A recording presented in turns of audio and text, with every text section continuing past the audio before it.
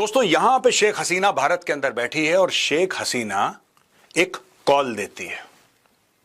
She says road block करो, तुम्हारी आवाज सुनाई देनी चाहिए। जो मोहम्मद यूनुस है और उसके गुर्गे हैं, उसने बांग्लादेश को ऐसे घेर के रखा है, ऐसे जकड़ के रखा है। उनकी इस जकड़न से, इन जंजीरों से तुम्हें उभर के आना है। जंजीरें तोड़ दो, सड़क पे आ जाओ। शेख हसीना ये कहती है। वहां पे दूसरी पार्टी, बांग्लादेश नेशनल पार्टी और साथ में जमाते इस्लामी, दोनों मिल जाते हैं। मिले तो पहले ही से थे, लेकिन दोबारा मिलकर ये बसों में आग लगाना, मारपीट करना, दंगा फसाद करना, इस पे उतर आते हैं और एक खास घर को फूंक देते हैं। वो घर था एक जमाने में शेख मुजीबुर रहमान का, जिसको बंग बंधु भी कहा जाता है। The person who got freedom from Pakistan, Pakistan से आजादी ली और ईस्ट पाकिस्तान बन गया बांग्लादेश। वो उसके पहले प्रधानमंत्री भी थे। उनका घर था जो बाद में म्यूजियम में कन्वर्ट हो गया था। उस पूरे घर को फूंक दिया। यहां पे शेख हसीना का कहना है कि आप घर जला सकते हैं, लेकिन जो इमोशन उनके साथ जुड़े हैं, आप उनको कैसे जलाएंगे?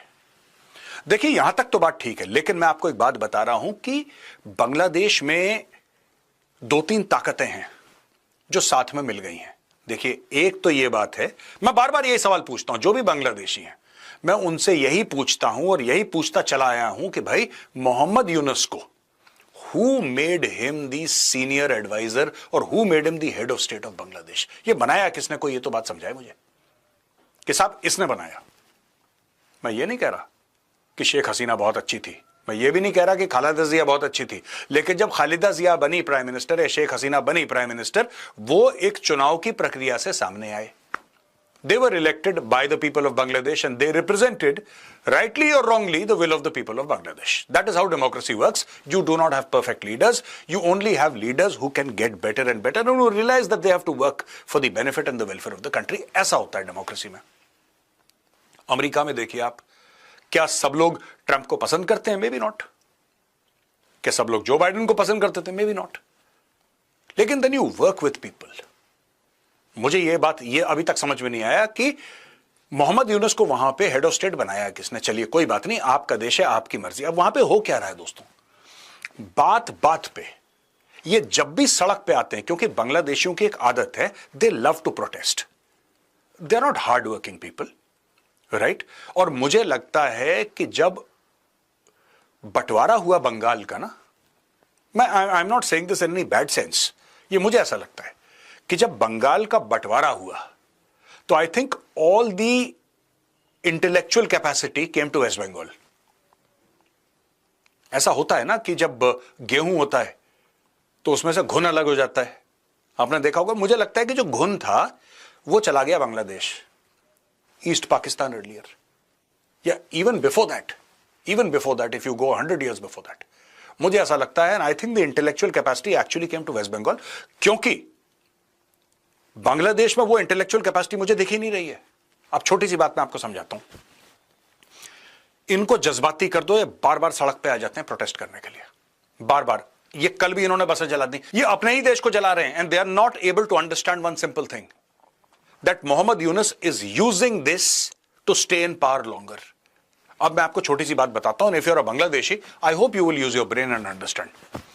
देखिए, What is happening is, Mohammad Yunus कहता है कि अभी माहौल है ही नहीं इलेक्शन का। यार, माहौल है ही नहीं इलेक्शन का। क्यों नहीं है भाई इलेक्शन का माहौल?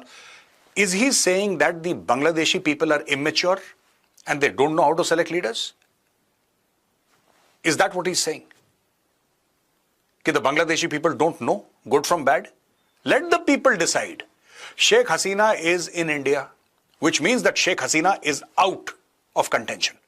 Sheikh Hasina will probably never be Bangladesh में शेख हसीना को लेकर इस समय बवाल चल रहा है, क्योंकि शेख हसीना इस समय इंडिया में है, लेकिन इस समय इंडिया में रहकर बांग्लादेश पर शासन कर रही हैं। यानी कि बांग्लादेश में जिस तरह से शेख हसीना का पहले सरकार चल रहा था, जिस तरह से वो किसी भी देश से कॉन्टेक्ट था, उस समय से अब बांग्लादेश कहीं बदल चुका है। क्योंकि बांग्लादेश में अब इस समय कांगला देश हो चुका है। ना तो उसके पास खाने के लिए पैसे हैं, ना उसके इकोनॉमिक्स को चलाने के लिए पैसे हैं। सबसे बड़ी बात है कि उसका साथ पाकिस्तान दे रहा है, जिसके पास खुद के पैसे नहीं है, खुद देश नहीं चल रहा है जिस पाकिस्तान का, जिसके यहाँ खाने के लिए आटा दाल चावल नहीं है, जिसकी इकोनॉमिक्स खुद इतनी डाउन है, वो दूसरे देश को आटा दाल चावल यानी कि उसकी इकोनॉमिक्स को बढ़ाएगा। और पाकिस्तान ने बांग्लादेश से हाथ भी मिला लिया है। आप समझ सकते हैं कि एक कैसे देश वो बढ़ा सकता है जिसके पास खुद के पैसे नहीं है इकोनॉमिक्स चलाने के लिए, वो दूसरे के पास पैसे मांगने जाता है, दूसरे के पास भीख मांगने जाता है। वो अब बांग्लादेश को पैसे देगा और उसके इकोनॉमिक्स को चलाएगा। आप समझ सकते हैं कि वहाँ पर किस प्रकार से सरकारें चलेंगी जब पैसा ही नहीं रहेगा तो।